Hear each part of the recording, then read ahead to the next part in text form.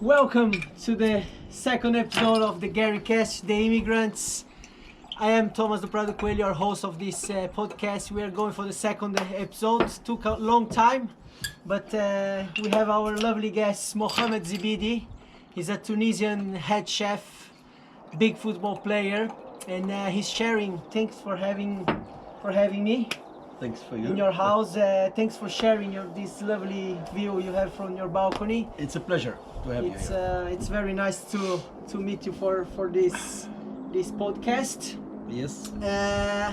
We play football together, so I want to start the podcast. Mohamed Zbidi have a nickname in the football, and we call him Roberto Carlos from the Brazilian football player. So most of you know he used to play in Real Madrid. And I want to do a question about it. Why we call him Roberto Carlos? So there is 4 options, and you need to comment below which option you think we decided this nickname. So the first one is his amazing outside shoot, like Roberto Carlos. He used to shoot with these 3 fingers. We call in Brazil the tres dedos, 3 fingers, but this outside part of the foot. That's the option A. Option B, because of his hairstyle, we decided that. Option C, because of his physical skills, so he's short, strong, big legs, and running a lot. All the option 4, the letter D, all the options above. So just comment below. We're going to start that. Cheers. Thanks for the juice. Is this organic apple Yes, juice homemade organic juice. directly from Mohamed? Yes. And I don't know, probably you didn't watch the first episode we did with I watched some of it. a little bit. Some of it, and I wanted to watch the rest, but didn't have so much time, so... Yeah, no problem. So the meaning of the podcast, myself as an immigrant here in Norway, I like to invite people like in the same situation as me, so people who moved to Norway for different kind of reasons, and talk about that, what they think about life here. But we always start with the guest's life. So where you come from, so which city you come from. I already told them you're from Tunisia, so tell me a little bit more about the place you come from. Yes. Original from Tunisia. The town is Sousse, is the 3rd town in Tunisia, is the first touristic town. In 2014 it was about 300,000. Now I guess it's about 400,000 or 500,000. It's the 3rd biggest city in Tunisia. Yes, yeah. Okay. What's the main city in Tunisia? Is the capital? Tunis. Tunis. Okay. Like the name of the whole country. The country is Tunis, and the capital is That's Tunis. the capital. Yes. Okay. And then we have Sfax, that is the 2nd town, and and then the 3rd town, and this the first touristic town actually. So it's full of hotels. We have over 200 hotels in there at that time. Now I'm not following anymore. Probably, the numbers change a lot. The numbers, are changing all the time. Did you start your hospitality life? Because I already told them as well. You're a head chef. You're a great cooker, and you work in the industry for a long time. But did you start your first job as a chef in the kitchen, or was in Tunis? Yes, it was in Tunis.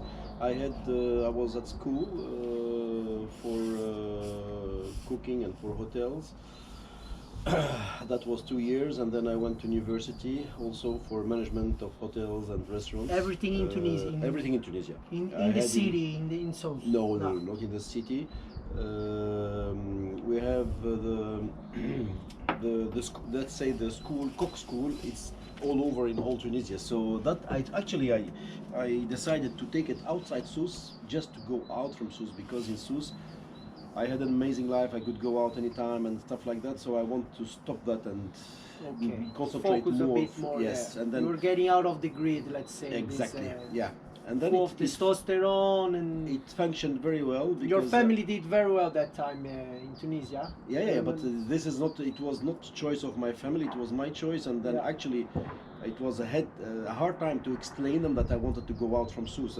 Now you have this in Sousse. Why you're going out? I mean, anyway. So I did what I had to do, and then I was one of the best in the other school, and that gave me a promotion and to go to the University of Management for in the best in Tunisia, and that was in Tunis.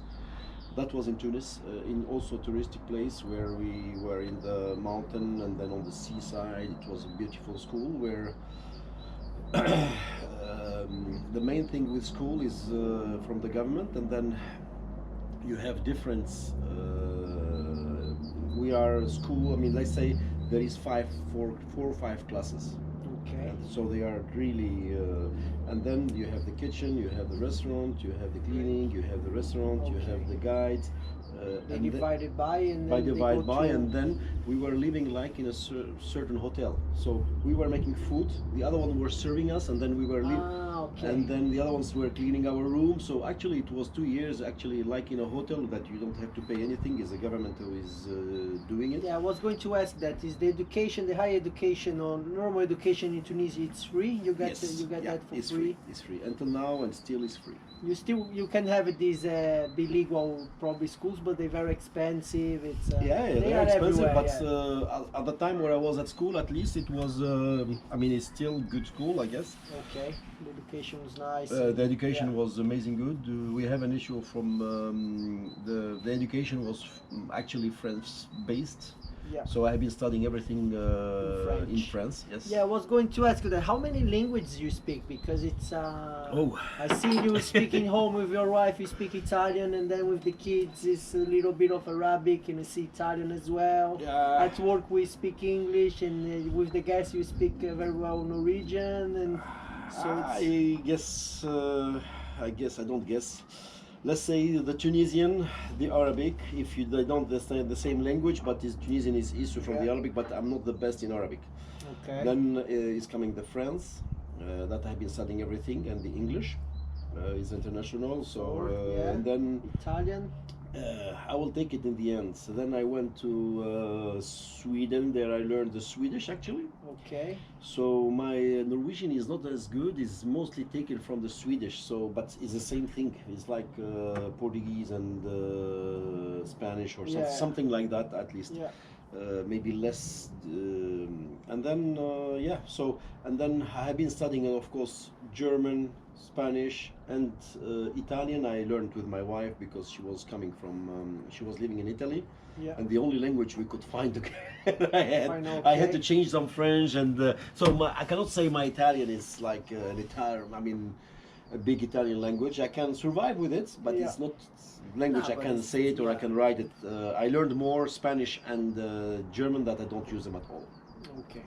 So it's that eight languages. You're counting. I'm not counting. I think it has four. The last three you say it's not official. It's not official, but I think it has 4 language.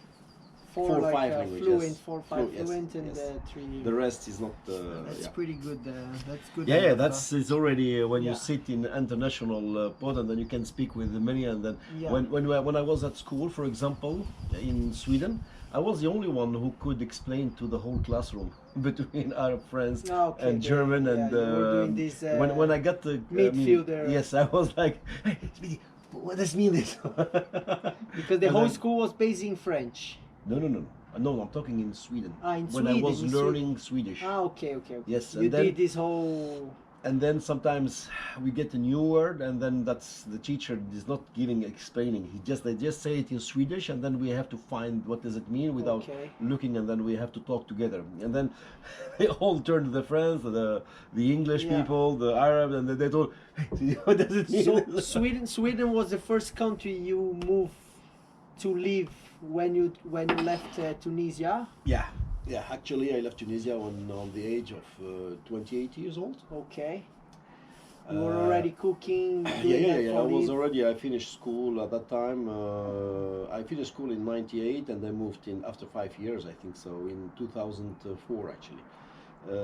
I was living with my ex-Swedish girlfriends in Tunisia, and then until she wanted to go back to Sweden and finish her study, and then it was stop the relation or follow her, or I said why not try something new and then go to Sweden and see the northern part of of Europe and see how things is going there, and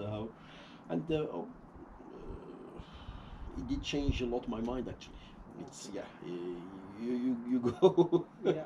you discover something in you, and then another kind of living, another way of thinking, another yeah.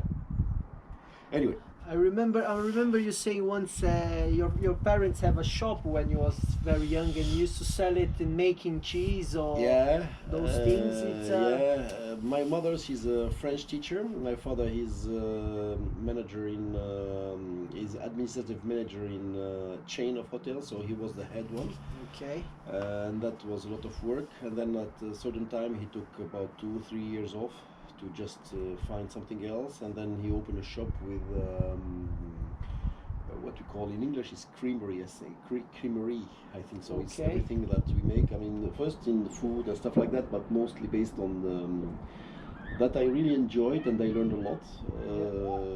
But then he went back to his work afterwards, and then we had to continue some of it at a certain time. So I found myself, I mean, between 8 years old and then until 13, something like that, making cheese. Sometimes doing it on myself the whole summer, and then receiving every day 300-400 liters of milk, and then I said, "Hey, stop! I'm not going to continue this." It's a heavy work.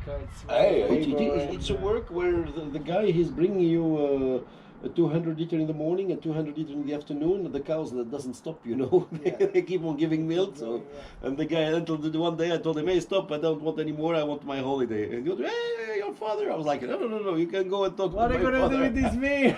Like, Yes. take a He shower, went- man, enjoy. He went to talk with my father, and I told him, "Hey, my son, he's the one who will decide. I have my work." So Okay. yeah, and that yeah, that's helped me a lot to take the life from the start and then start to work and know stuff and take responsibility. Yeah. I think that's amazing. Nice.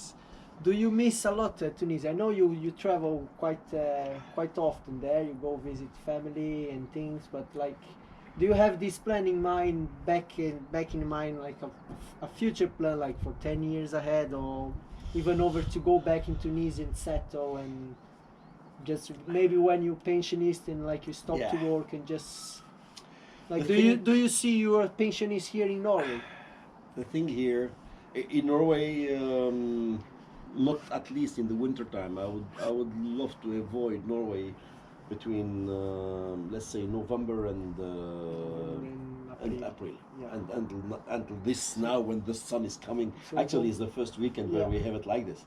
Go like Um, 6 months out and Yes, kind of. That's the best, but you cannot say it. I mean, you have been planning a lot of things in your life, but in the end, it's turning that finding yourself somewhere else or finding yourself doing the same thing. So that you cannot say. You wish, yes, I want to do it. Maybe in 10 years, I would love to do it when the kids are grown up and they do their own, so they are not in Molde or yeah. they are somewhere else. Yes, I would love to do it.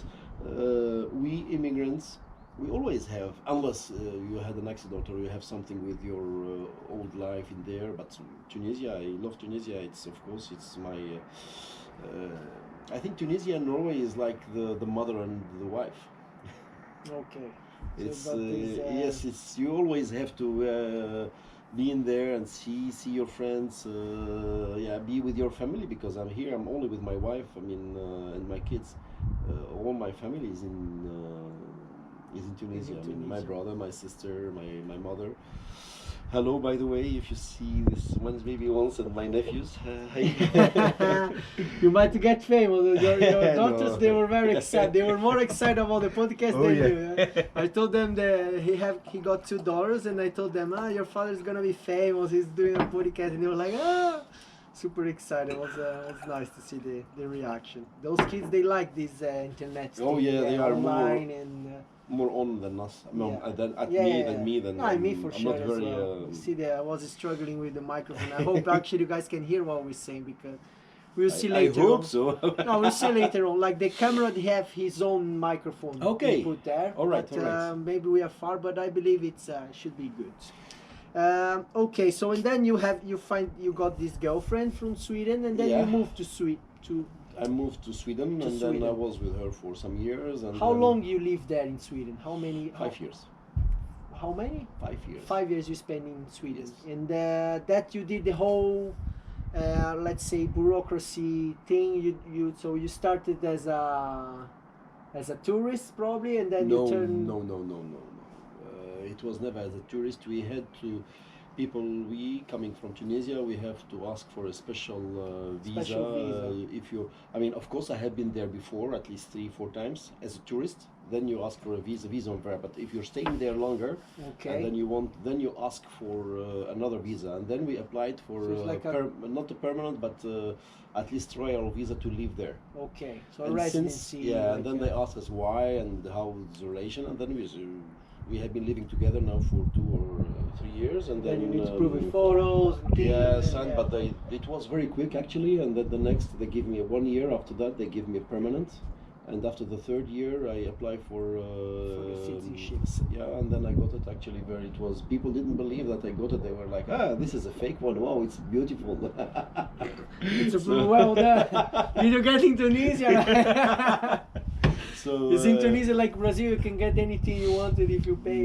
Not that easy. Not that Yeah. the police there have been very. Yeah. It's still, I guess, but yeah, no. Because in Brazil, it's, there's sometimes you hear stories and then like it's just something. No. In Tunisia, Because you can find a way, like if you pay, if you got money, and Yeah, all, you can always find can do somehow something a way around, or but stuff it's- like yeah. that, but not on the papers. And there, they are hitting very hard on that part. that, They yeah. are no discussion. The legal system. Okay, and then from Sweden, you came straight to Norway. There was a move. Yeah, after when the relation, I will say, it was finished, then actually we were thinking to move to Norway, both of me and her, and then already before, and then we were thinking, but then she got a job, and then I wanted to also to go to. Still, I wanted to move to Norway because I was fascinated by the nature. I wanted to see it. I wanted to be there, and then I was watching, and I don't know. I was something like. Is it very different the geography like in Sweden and Norway? I heard always people saying about Sweden. It's very flat. Yeah, And, yeah. It is. but you get some especially- fjords in Fjords, no, in Sweden. no. Now you do. I think No. so. I think there's No. some specific cities they got. some Not fjords. it's not a fjord. No, I don't think it's a fjord. Because Not like that. Huh? Sweden. No, I don't think it's a fjord. We have the sea, but the Baltic Sea. But it's no, it's not the fjord. Because to have the fjord, you need the mountain, and then you need. But it was at that part there is not. So I don't think it's the fjord there. Okay. Norway, they took the most coast on the other side. The So whole yeah. coast up, yeah. So It's funny because most of the people don't know, but Sweden and Norway they are kind of rivals. Let's say in football and these ski concurrence. But a lot of the Swedish people who live close the border prefer to cross by and work in Norway, and there is a lot of the economy gap between Yeah. them are pretty big. They are like close countries, but I think it's Norway. It's much ahead Sweden But in if you prices take- as well. I know people go to Sweden to buy like meat, tobacco, Yeah. alcohol because it's cheaper in Sweden. And I know some Swedish they come to Norway to work here because the wages are bigger and you Yeah. have. But the thing is, if you take it in the 60s and the 50s, it was the opposite. It was okay. It was the Norwegian coming to Sweden to work to and do these to do things, this okay, stuff, was it and all? then Norway at that time was really poor. I mean, and then Norway at that time didn't have much, at least. I mean, and before that they moved to America, and then actually both of them, Sweden and Yeah. Swedish and Norwegian. They So- got this big oil bump, huh? It was like Yeah, Norway, yes, and explosion of they, oil they and, still don't know what to do with the money. yeah. Now they And have keeping the this petrol fund, at you know, 23 and this 25 fund, you know. krona per barrel. But have you heard about this fund? They have it. So Norway owns. course. Yeah. they Of have course, I this know huge about it, fund but and- the thing is, they want that the oil stays for the children of your children, of the children, and that everybody takes some part of it. yeah. But, No, but are I we mean taking- the are we- money they already made it of, it's reinvested in different things. Yeah, but So now they own like companies like Google. They have like a percentage of those huge companies in e-commerce is in China and then everywhere. and then What do you mean? what you gonna do after that? No, but this money is You working for them already. Oh, So great. it's kind of because Brazil, we have a big source of oil. Yeah. They extract and they spend, and this money that we got is not making money for us. I know. And the Norwegian is sitting in this spot and it works for it. It works itself, you know. Yeah. So he got now like people in America work for them. Yeah. Just because they got Yeah. Let's discuss it Yeah. another time. It's the circle that it's not. Yeah. Okay, and then you decided to move from Sweden. You To came Norway, yes. Actually, you came it was. straight, but you didn't come with the girlfriend. So you have the plans to come with her.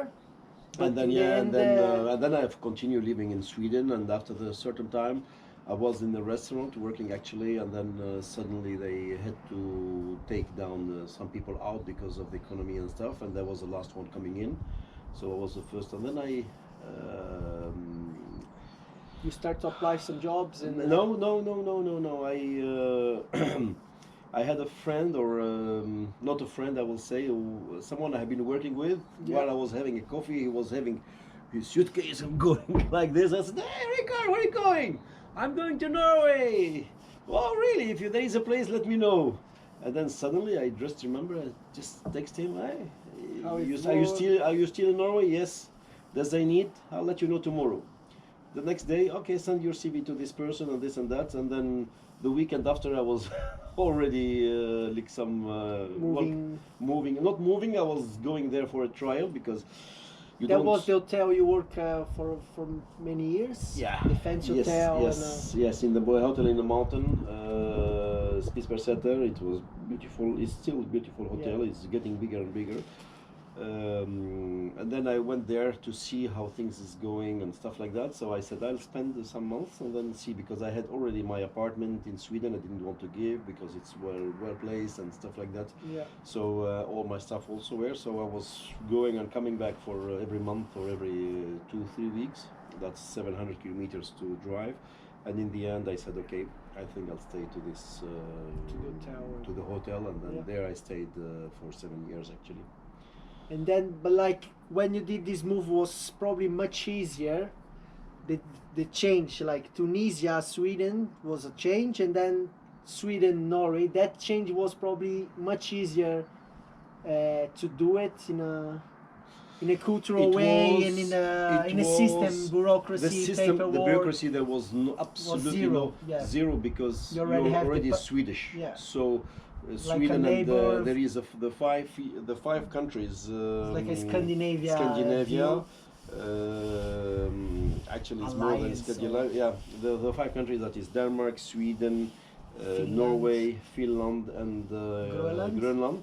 These five, you're registered in all of them. Okay, so So you you already have have a when you come, let's say you're not registered, but when you come to, let's say tomorrow I say, okay, I'll go to Finland and I'm going to be there, and you just present yourself with the paper, and then everything they know about you, and then they already, open, yeah. they give you number, and then everything police is. report. But then you're not allowed to have, in these countries, in these five countries, you're not allowed to have two permanent addresses. Yeah, addresses. You have need you have choose to it. say where you're permanent. Okay. That's what happened when I came to Norway. I had to say, I had to choose either Norway or Sweden, and then after some months I said, okay, I'm taking Norway as yes, so I'm permanent in here, and then it went good actually. So I didn't have any problem with that. So How long did you work in this place? 7 years. 7 years. 7 years. I will say this place, it's in Norway. It was Norway, but I didn't feel, or I didn't have so much contacts with Norway as much as now in Malta, because I was working a lot and then I was traveling a lot. I had at least 3 months. I mean, I made a deal with them. I have at least three free months in the year where I could travel, where we have been traveling, me, my wife, and my daughter when she came afterwards, between Italy, Poland, Tunisia, France. So we never were staying like we were at work. So we have been in. But of course, you're in Norway. I know the system, but it's not like coming. You can say that moving to Malta there, you start to live in Norway. Yeah. Before, This, I had an apartment there. I didn't have to pay everything, the internet and everything was there. So you're not in. You're working there. You have a social, like some. You have a number and stuff. Even the social is your most social with the people you're working with. And then I didn't have so much contact with other people outside the hotel. I had maybe 2 or 3, but not more. Not was a more. lot of international guests, I guess, as well, coming by. Or No, not mostly really? Norwegian. In the summer, Okay. we had some from Poland, from Holland, from Germany, France. I had a guest. He was from France, and we were talking, and then I told him, "Hey, did you come by plane or by car?" No, I was bicycling. He told me. You were cycling? Yes. Oh. From Paris up to, My and then he went to the whole. I mean, to up to the north, and then I was like, "No, this guy." I'm And cycling, I then you're I like, was- like, really? Really? And then the other day, he's with the bike. The next day, I see him taking his bicycle À and tout à goes l'heure, back. monsieur! Bien journée! Yes. Oh my god. That is, yeah, that's amazing. Because I work in hotel, it was like this kind of, sounds like similar than the ones you work at. I worked a shorter time, like 2 years for the Stufjord Hotel. Yeah. And it's like a mountain hotel as well, a bit away from, it's like 40 minutes from Ålesund, 1 hour and a half from here. And it was really a nice place, but we got so many international guests there. It was, like we have a lot, most Norwegian in this Yule board, in the Christmas table, in Christmas celebrations and things. But during the year in summertime, it was like packed of Americans and We had some, British but- people and from everywhere. I was using English a lot, and that even helped me because I struggle a lot to get the job in the first Okay. or second year in Norway when I moved. It was a hard year, and they give me this opportunity. The hotel is really probably it's a 5-star. I don't know if it's a high-ending hotel. Yeah, I know the hotel. And they give me the opportunity because of the English. So I was coming from Australia. They were like, "Oh, your English is very sharp. So Just go for it. You're already working as a waiter. You're Yeah. in a good place." This was far away. I was living in a hotel as well. I didn't have my own house because I was a waiter, not a head chef. Of course, Yeah. when you're head chef, they're like, "Oh, you get whatever you want." The waiter, they got me a room, like was an apartment, staff apartment. So we have different rooms, but feels like this, dormitory area, and it was a good time. But was a lot of international people, and I didn't get this Norwegian shock as well. It was very Norwegian, so everything made by wood. Then you have this. Yeah, it's the same as the things, other hotel. but, But no, the other hotel, most of the guests are Norwegian, and we had a lot of conference. There were in the summer there were a lot of people hiking and going or through the mountains, and in the winter it was mostly skiing. And we had a big resort of ski there. Ski center. Ski center, and it was ski center. I mean, when you're going down, yes, the downhill. With the lifts. And, Yes, with the lift. It was a small one, and then this rondonnée just to Yes, run and to go around, and that was big, really big. That was they really love big. that So as people, well, randonnée and what's the name of that in English? actually randonnée is going up, but No, randonnée. I mean, I'm not talking about randonnée. I'm talking about the Norwegian ski de fond. In French, we call it ski de fond. it's like running with the skis. Yeah, it's like you're going with the ski. So that is very famous, and they know. I mean, there is kilometers and Maybe kilometers. ski tracking or Ski something tracking, like let's that. call it. Let's So say. that is, it was a lot of, we had 1,000 or more than 1,000 kilometers all around with different, so people were just coming and keep on coming the whole winter. Yeah. Yeah. They love it that. So there I was spending 7 years. It's funny because the Norwegian economy it's pretty well, but the Norwegian people doesn't tip much. We work in hospitality sector. We can tell. I can tell I already got some tips from Norwegian people, but that's something very uncommon. You see, really rich ones, Nice. which wouldn't make a difference, but they don't see that as an appreciation thing. They might to give you a good feedback or say something, but the money way that doesn't happen much. That here. tips is not. But no, at least not maybe not hotels. But if you go to restaurants, there is some tips. If you look at other restaurants, like Egon or something like that, with the tips, they take the whole team and they go somewhere else. They go to Holland. They go to so. In some restaurant, if you go to Oslo, there is even more tips. So it depends where and which restaurant you're working in. And in the hotel, I guess they are letting the tips mostly on the room. There, I mean, in our hotel we were sharing the tips once in a 6 month or once in a year, and then there was, but it's not much actually.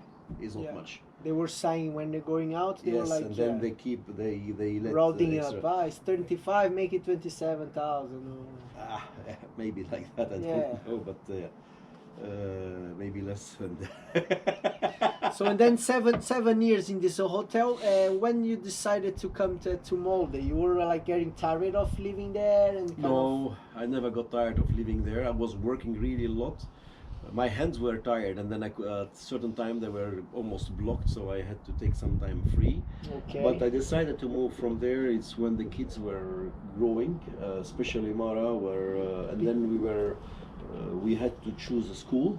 But they have Barnehage. They had Barnehage. It's not the closest Barnehage, but I have to drive about let's say 20 minutes to go or 15 minutes to drive to the Barnehage. Okay. In the middle, sometimes you wake up and you have 1 meter snow, and then you have to go through, and if it's not clean or something like that, it's not a big deal. But then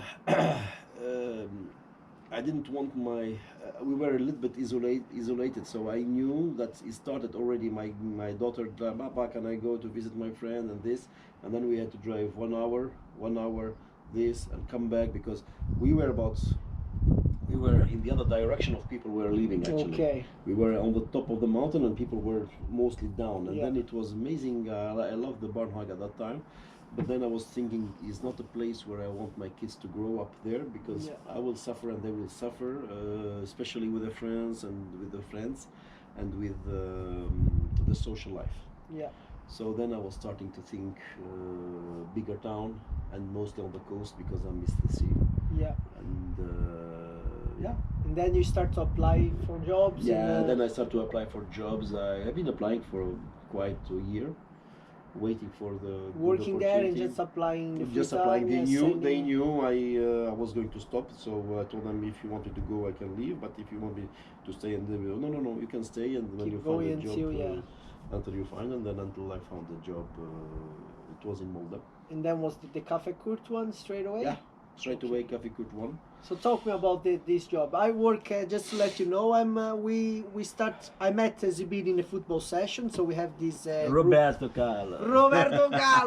We have this social football we play. The group calls Leftovers, so it's some a mix of people from different places as well. It's very nice. A lot of Norwegians, but we have a Moroccan guy, there's the Brazilian, the Tunisian guy, there's a few Arabics, and there is a little bit of everything. It's really, for me, it's a melting pot. There is a Dutch guy, there is many of them.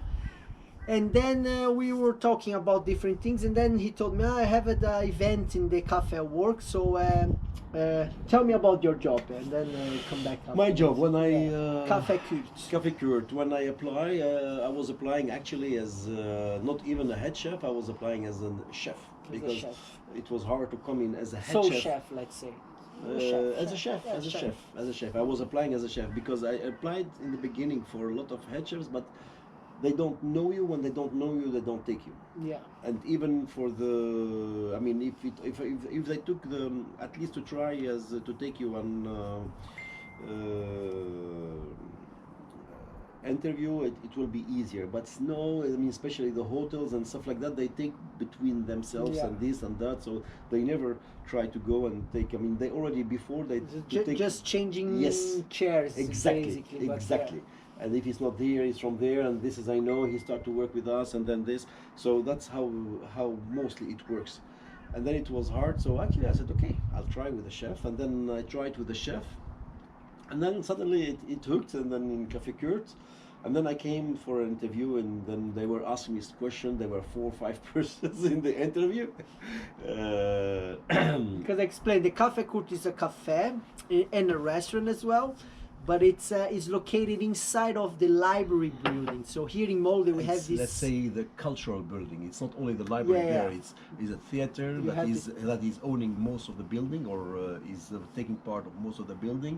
There is The whole library. the library that have are the this, main. You have the Molde Jazz, you have the Björson Festival, and you have the Kunstcenter. Yeah. And All you have this- the this Plassen as five- well, which you can make some concerts as well on the top. And Yeah, but that is Plassen. That is Yeah. Plassen, and there is 5 institutions in this building. And the theater is the biggest, and he's owning the cafe that is there. Okay. So the cafe is from the theater. Yeah, it's owned by the theater. Okay. So we are under the theater. Yeah. And then So it's a beautiful building. I maybe try to post a photograph for you guys in the video, make something so you have an idea. I'm but it's, looking mostly at you, not. it's a big it's a big building in the central area here in Molde, and you have all of this inside this cultural thing, so you can watch theater when it's going on, and you have We some have concerts. parties as well. We make concerts discos and, yeah. in 10 days or less than 10 days. We're going to have a disco with about 500 persons, but it could go up to 600. And then Zbidi is the one now who is in charge of this whole food and beverage service when those events are on. And when there is no events, the library works in the schedule time. And the cafe is always open, serving good coffees as well, and making sandwiches and sandwiches soups. and stuff like that. I come a lot with my baby there to visit him when I'm not working. And then in a football once he told me, I have a big event, do you want to come? I heard you work with selling alcohol and things, so can you want to be with us? stand behind the bar, let's have a try. And then I did once, and He was picks inside, up. and then he's never coming out. He doesn't know it, but It's he's picking up. And now I'm busy with the other job mostly, but I'm still coming. Now you're running away from the question. Then when I applied for that, and then I had the interview, and then I told them, listen, guys, I would love to work with you, but here you're asking not for a chef, you're asking for a head chef. Your question and your stuff. And then they were just thinking, well, yeah, maybe it's true. Do you have a head chef? No, we don't have. And then I was engaged as a head chef. I was working about 4 years, 4 or 5 years as a head chef, and then the head of the restaurant, or the chef of the restaurant, he left, and then I took his place. So because you are head chef there, but you also like a manager. You are I'm in charge. now I'm the you are in manager. charge, Actually, I'm yeah. the manager now. Now you are in charge of the whole food and beverage. For a year and a and half, I'm the manager now. So it's because not, even if someone come to play like a concert there, and all the drinks he got in the Cameron, before he comes, everything it's arranged by Zbidi or drinks, Zbidi's team, the someone who's drink, worked for him. the and- food, and actually everything, the food and beverage. Yeah, so food and beverage. over So the it's a beverage. food and then, beverage manager. I cannot call it. I cannot say, or I can. When they ask me which title you want to have, I mean, we were discussing either the manager, the restaurant manager, or the in charge. And then it's not a real restaurant, as you know. It could be a cafe, it could be a disco. We have a bar. It changes, depends on it depends on yeah. what's going on in the situation, and, Yeah. and then it fits more to say I'm the leader. Yeah. Actually, the cafe leader or the leader of the restaurant, more than the restaurant chef, because the restaurant chef is another thing, I think so. Yeah, it's a nice place to work, huh? It's nice. It's moving up and down. You never get bored. We're getting more and more work, actually. Yeah. So that's good. Yeah. That's good. By the way, the first episode we recorded in that building. So actually, if you watch the GUERICAST #1 with Stephen Miller, with our Australian friend, it was recorded in the direction room, or in the top where they have the offices and things. So he opened a room for us, like a meeting room, and we used that. It was in the meeting room. It was very nice. It's a nice area as well. It was quiet, and then, especially when everybody leaves. It was very good. And you play billiard here in Molde, right? Yeah, you of have course. this social, beside the football and the other fishing things, and other hobbies you got. I'm hooking now this subject because the first guest he's part of the club as well. You guys billiard together. And how was that? Because it's a new thing here in Molde, and it's I see it's growing a lot, or at least many people I know it's part of it. So it seems Yeah, it's growing quite. We didn't expect. I was with the ones that when we started the club to push everybody, and I was helping a lot. And then we didn't expect that the club will be expanded this fast, to be honest. It was, and we are buying new tables now. I mean, total new tables. I mean, the best you can find in the world in July. So it's coming. So that's yeah. It's gonna be a good summer. Yeah, but the summer you need to be outside. Summer, I'm sorry, I'm fishing, man. Not playing billiard. No, That's a good no, hobby no, for no, winter no. time here in Norway, Yeah, right? it is actually, it is. I'm happy that we started the club in September, something like that, end of August, beginning of September. So you could spend a lot of time there. And, so yeah. maybe that's why it grows so fast, and it Yeah, seems a nice think so. community growing. I so think it's good. so. I think so. It's good to see it. I've been once now, and with him, we play like 2 You're playing games. good, but you need to practice. Yeah, I need to. But I'm. You need to put for more. me, you know, man, I feel like I'm too fit for this. I'm too young for the billiard. And even though there's many younger Younger we have. yeah, I mean, from even 12, 14. 20 years old, there's a few 20, of 20, 19, yeah. we have. I But mean, yeah, it's the not, time free I have it, I try to play football or to do. So that is the billiard. It's a Other hobby things. that I took with me from Tunisia. I was maybe playing some in Sweden, but not so much. Okay. Football. Football, you used to play in Tunisia, of course. Tunisia. You started there in and Sweden. then I played in remember Sweden. you. Yeah, I you played played in some Sweden. divisions. I remember you told me. Fifth division, yes. It's like Amateur until I League, the got same like I'm playing here in Norway. It's like it's quite nice. Huh? It's a local. Hello. So she's not. It's like local clubs, and it's quite fun, huh? Yeah, it's more fun than in Norway because at least we are playing almost the whole year. Okay. There is maybe a month where it's hard to play when the snow and stuff like that, but the rest is we are playing much more than in Norway. At least Norway is a very short outside. season, Yes, yeah. it's very short season. I mean, it's a 6-month season, but then you have to play inside. 6, let's say 8 months if you just push it until it's icy and you're playing in I time. played some games already last week, and completely so cold. It's cold. It's not our culture. It's not. It's hard. We are not used to. We are used to run in 30 and 40 degrees. Yeah. What about the fishing? Because the fishing, we've been fishing once, we didn't get anything that time. Maybe it's you. I'm the bad luck guy, or he take pictures now of the fishes he got. Otherwise, it's hard to believe the fishing I stories. don't have to believe, man. I don't need I don't need you to believe me. And but here you probably fish a lot in Tunisia as well. Yeah.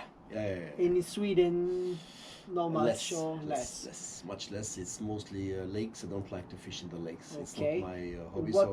What you can say between those the difference of those places? Like in Tunisia, it's probably a different biodiversity there. You can get, of course, warmer fishes. Or in Tunisia, you get. I believe, and I think the Mediterranean is not about Tunisia. The Mediterranean fishes are the best fish in the world.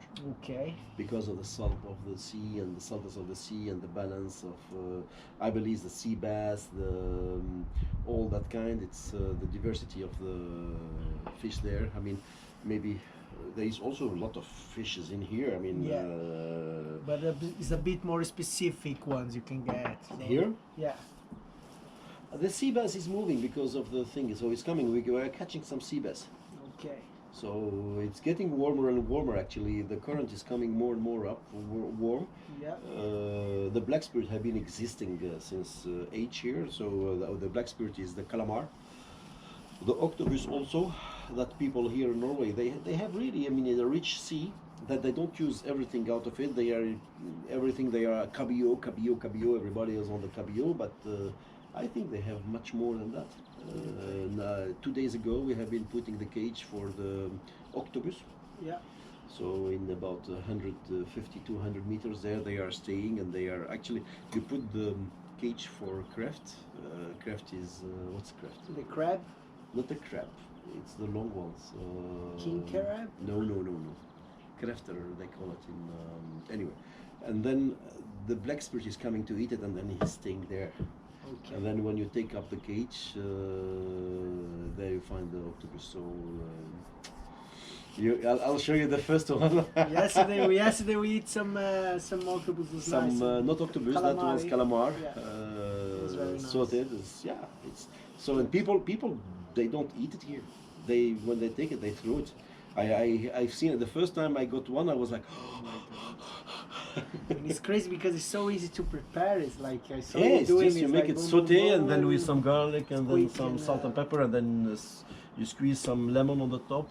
Yeah, lovely. It's beautiful and Yeah. And then, so what's more we want? Well, a question I really want to do to ask you about it, because I know I'm working with you already, and we share some many dinners as well. I know how good chef you are. You know how Thank you. qualified and well succeed.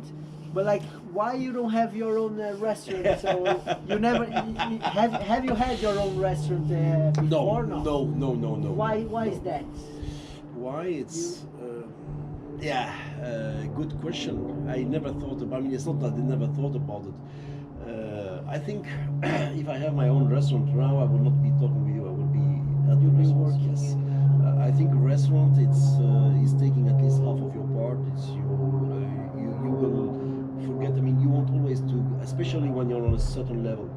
You want to do better. You want to do better. You want, and then it will take over your social life. It will not be on billiard. It will not be on fishing. It will not be kids. No wife. It will be your wife, your kids, your life. That is one big part. Yeah. It's already now, and I'm working a lot. And then my wife is complaining, and my kids sometimes also. So it's nice to be when it's off. It's nice to just don't think about anything, and then that is one of the reasons. The second, you need to have a nice, especially in Norway, you need your apport. You need quite a lot of money to do it, and then I will not say it's impossible, but you already come from another country. You're buying a house, you need an apport, and this. So the money, it's not like you're Norwegian. You already have been saving since a long time, and this, and you start from zero, let's say. So you start from zero and very late. Yeah, the financial life, you can say in Norway, you started like 10 years ago when you came in. Exactly. So it's exactly like, 10 years you start ago, to and save then the first crown. yes, and then you're 50 years old, and so it's not the same as you start as a kid, and then you have your bank, and you have this, and you're already saving, and you have your house, and then you big up, and then you do some stuff. So that is also the day I want to open my own restaurant. I have to put the packet, and then to say, hey, to the bank, hey, the second is to be more available for myself and social. In Norway, maybe in Tunisia. Tunisia. Demand a lot. Yeah, maybe in Norway and maybe in Tunisia and Brazil and stuff like that. The restaurant life is not very sure. It's not very safe. No, it's not because there is a lot of restaurants and people can open and then you can work here. You can be off. I mean, they can fire you the next day and this and that.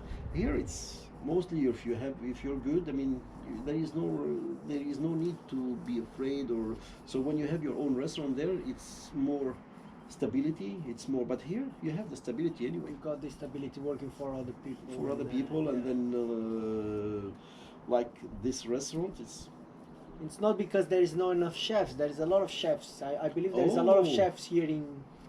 Actually, they are really missing a lot of chefs. Okay, I thought wasn't many. Oh no, because I would bet many people from Poland and all those places they immigrate a lot. They are missing a lot of chefs in Norway. They are missing a lot of chefs in Norway. But the problem is they don't give the opportunity for these people when they come. And I can tell that because, as I told you, when I came, I took almost 1 year and a half. It's not easy. No, it's not an easy place to. When people see your name, come. they don't connect it with any family, or they like. No. As I told you, when I tried to offer my service to other places, it was It was almost nothing. I don't think even they check the resume, the place you've been working, and the universities you but- study, and you know the but places you've been. Like my resume was interesting, you know. I work yeah, in mine also. I Mine work also. in so many different things, in investment bank in Brazil, and a gym fitness center as a salesman, and then I was working as hospitality. So I was trying to find hospitality work, but people, and I applied for cleaning jobs and things like. I didn't see myself doing the work itself, but I was like, if they give me the opportunity, I will do it I will do because it. Of course, of course. my of running, course. I my mean, money was running low, and I was like, man, it's. I was with my wife, and I was like, if I want to keep up, she's not gonna pay. She's not gonna pay my bills. You know, when the money run out, it's like. It's like She loves me, but she's. No, I didn't get. I didn't get another mother. I got like a wife, so it's. I was like, I need to make it happen, and it was hard, but it's so for you there is no many chefs. I thought it was a lot, but No. I was thinking, I had that in my mind, that it was hard for them coming from outside to get this first the first step, you know, in the Okay. economy and like the working life, and then people say, okay, you can trust this Romanian chef, or he works in this place before. But this first one, to people say come in and show your work, that's very. They can do it, but they cannot risk. If you're bringing a head chef that coming to rule your restaurant, A red chef, but Yeah, I'm if saying you're maybe taking a chef, yeah, it's the auxiliary same thing. chef Then or is- then- kitchen handing, you know, yes, someone. then the chef is really he's thinking. If you look at the Norwegian or someone from outside, of course you take the Norwegian because he knows the system, he knows the language. Yeah. It's much easier. The language, I think it's big thing in Norway. And me, for example, the first thing I look when the people is coming, you speak Norwegian. How are you gonna speak with the guests? Because we are in an open kitchen. The people, as you see, the people who works mostly in our restaurants, Yeah. they do kitchen outside Yeah, you do a serving, bit and of it's like everything, yeah. it's turning around. So it's no way that I put someone. I can, but it's not the best solution for us. Yeah. So I always try to put people like who speaks most like Norwegian, and then also it's for the whole system. When people know the system, you have an easier running. You don't have to go and explain, because there is so much stuff to explain and to show. So when you have someone who knows the system, it's more easy. Makes easier. It makes easier. Because I'm pretty sure that like a kitchen hand job here in Norway pays similar salaries than a higher position in the kitchen in different countries, you know, like Hungary or you know this Ukraine or Yeah. all those places. I'm pretty sure here so a sous chef from those places Yeah. would love to come in to Norway and work in a lower position, Yeah. probably getting more money and starting the life and things. But this is like there's so many steps you need to go through, you know. It's not just get the job, but yeah, I remember it was, I had a little not drama, but like my moving, because I did the moving from Australia, wasn't that easy like yours. Mhm. Came from Sweden, and It was yeah. harder. no, it was harder, like the D number thing, to get this number, you know, and then you cannot get the cell phone in your name, so you need to get your wife to get the cell phone. And then, you know, like Yeah, your it wife, happens. so your wife have two phones in her name, and then sometimes people call your telephone and say, I want to talk with Vani. I say, no, but that's my phone. And then until people get those things, but it's nice to hear you didn't get any of this. No. But you didn't get that neither in Sweden as well. Was No, okay. No, You didn't- no. Since I Yeah. came there, I came with my personal number. Yeah. That they It were was like everything was in order, and then the good thing that they do in Sweden that they don't do here in Norway. If you're married to a Norwegian, let's say married, or it Citizen, doesn't yeah. matter. Yeah. I was never married. If you have a with my- civil relationship, you have a stable a relationship, stable because, relationship yeah. with someone, or you're with someone. Yeah. Norwegian, then directly, I mean in Sweden, then directly Sweden offer you a school 5 days a week where you're gonna study there for 4 hours to get in the get the system, language and because here in Norway they don't do it. You will have to pay to go to school and stuff. I think that's very wrong. Yeah. Actually, I got for free when I got the visa thing approved. Really? I got the education for free. I still get it if I want it. Yeah. Okay. The Norwegian one. The okay. 600 hours and you Okay. have it. And the test as well Then, when I'm gonna do. then something new, because when Yeah. I came and then it was But not those like that. rules, they are changing every year. See, so depends on who takes over the government in the elections. All right. If they are like more Yes. more likely to More get to get, yes, the they, immigrants, so some of them are not that likely. So some of them struggle the rules a bit. So you need a higher level to be approved and to get the citizenship and then the other year, no, now is the points, you need to get less points, so it's But- easier. And But coming back to your, it's always nice to work with chefs from outside Norway, because then you learn more. yeah, different ways to do Different things. way to and do things, dishes. different dishes. That you should be. I mean, I'm very open, and people should be Yeah. very open, because then it gives you more diversity of the food. Especially Norway, they don't have a big because of the weather, I guess, and the cold, and also because of the land that is really quite rocky. Yeah, so the source of like vegetables and agriculture, things, it's they have never been is comparing to Mediterranean, the it's Mediterranean it's stuff. It's low it's variety. very poor. Yeah. I called poor, not For low. variety, yeah. You don't have many no. different things and you And, can play with and mix it. No, and no. So that's why Norway in the food is exploding now, and then I don't know what will happen if one day they cut the border. They have a big amazing seafood. That Yeah. is true. That they are Yeah. not using all of it also, but the rest is quite So it's always nice to work with other chefs. Yeah. To see other stuff, learn, give some, take some. That I think is. And I'm not saying it's a close place, but there is a lot of immigrants like us here. Many. Probably it's one of the countries more open. But No. the paperwork thing, I don't think it's easy anywhere. Like in Australia, I moved away because of those things. It was very. Really? And I have a lot of friends getting those papers in the residency and getting through. But for me, it didn't happen. And for many people I know as well, didn't happen. And you got bored afterwards, It's like you're So working they- hard and... They don't give you any paper. No, you get some paper, but you Not have like a permanent. temporary... So Always like not temporary. my case, I was a student there. So when my school finished, I have like 1 or 2 months holidays and I have to leave. Wow. And I couldn't work afterwards. So my number, like my working number, would stop to work. So I couldn't pay taxes or couldn't receive anything.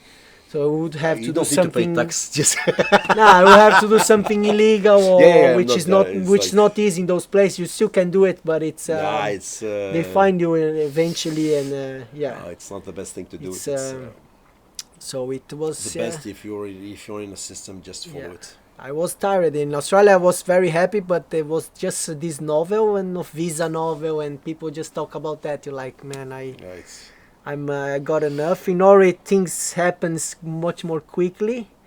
I still have to. I spend most of the money I made in Australia here. During this time, I couldn't get the job, but it was happy days. Now everything it's more settled, and I'm working, and yeah, life is good. It's guys, I think we returned, and then we're gonna talk about him now. no. I think. Oh, you see the time now. We are getting around 58 over. minutes. So I think it's 58 minutes? Yeah. Really? I think Yeah, it's it's- yeah, we are yeah, getting there a it good is. time. Do you think we missed something we didn't talk about this the changing, you're moving, or Norway? Like what the thing you most like it here in Norway? When you go to Tunisia, like for this last holidays you took with your daughter, was like 6 weeks you were there. That's quite a long time. What do you 7. miss? Yeah, 7. What do you miss in Norway when you come back? The first thing you take, Water. like, Water. the water. Yeah. You really like the water. Yeah. The quality is The impressive. Huh? quality is impressive. The tap water here, you get home after the football, you open the tap. It's like It's just drink, nice. It's Huh? amazing. Yeah. So do you think actually one it was thing- my wife and my kids mostly. Yeah, but one thing we didn't talk about before, and I would just end up before we stop. Do you make your own beer, right? Yes. Here Yeah, in brew. yeah, do Yes. brew your beers. They are very nice. I try some of them. Do you think that the water quality makes a difference on that? Yes, So like of with the course. techniques you apply here, Of course. if you would do the same things With bad in water, Tunisia, you will have, no, you will not have the same beer. Even you have some stuff to add to make it as because of the quality of the water. We are adding some stuff like the calc, this and that. okay, that not in Norway. Even Norway. Okay. Even Norway. I mean, when you go in a higher level of brewing, yes, You need you do to- that. Yes, okay, to get especially the in pH beer, perfectly the and- perfect to have the balance and stuff like that. Yes, Okay. first you take the water of the town you're living in, and then Yeah. you see the characteristic, and then what can I add to that water to have it To make it more balanced. better. And, okay. And then yeah, but the water is one of the most. The water is 99% of the beer. I mean, you have. There is three things that. So is- that's why you make good beer here. show me. Take the stuff and fill up the bottle and then let me know. The water and the yeast are very important for the beer. Okay. And then is coming the humle, that is the hops. That is, I like very, very hoppy beer. So Yeah. for me, it's So the water is the thing. It's one of one the of things. them. One of yeah. them. And then the more you have your culture of the yeast, the more you're getting better. It's getting used of your beer, and then so it's better to keep your yeast and then make it like the bread actually, Yeah. like the bread, exactly like the bread. All right. Thank you very much for your time. It was Thanks for you, man. was a very good conversation. I hope you guys like it. I hope you like all, it. You all can hear us Right, very well. and then ask. We are always here to answer, and anytime. Yeah.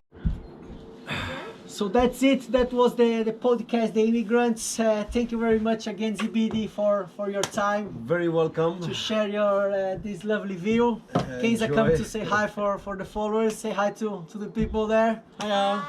So this is the young daughter of Zbidi. He got a bigger one, and that's it. I think we have a lovely conversation. We talk about important things here in Norway, back in Sweden, Tunisia, lifestyle, economy, business, and We didn't talk so much economy, but yeah, we can do it next time.